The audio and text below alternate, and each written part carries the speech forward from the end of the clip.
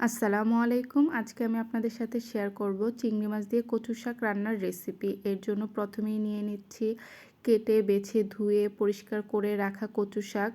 এগুলোকে সিদ্ধ বসিয়ে দিয়েছি। সিদ্ধ হয়ে গেলে নামিয়ে নিব।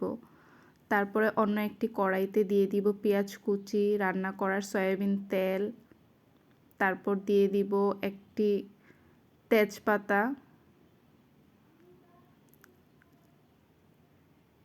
এরপর দিয়ে দিব ৩-৪টি কাঁচামরিচ ফালি।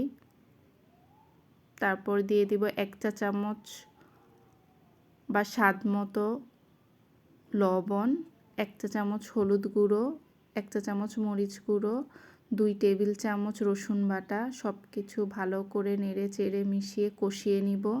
একটু পানি দিয়ে নিব কষানোর জন্য। কষানো হয়ে গেলে দিয়ে দিব চিংড়ি মাছগুলো। চিংড়ি মাছ দিয়ে ভালো করে নেড়ে চেড়ে মিশিয়ে কষিয়ে নিব। এরপর দিয়ে দিব নারকেল এবং অল্প একটু সরিষা একসাথে বেটে নিয়েছিলাম। ৪ টেবিল চামচের মতো নারকেল বাটা আর ১ চা চামচ সরিষা বাটা। ভালো করে মশলাটা কষানোর পর দিয়ে দিব সিদ্ধ করে রাখা কচু শাকগুলো। আগেই সিদ্ধ করে পানি ঝরিয়ে নিয়েছিলাম। এই তো এভাবে এখন ভালো করে নেড়ে চেড়ে মিশিয়ে নিতে হবে। কচু শাকটা এভাবে নেড়ে চেড়েই রান্না করতে হয়। ভালো করে সারাক্ষণ নাড়তে হবে যেন নিচে দিয়ে লেগে না যায়।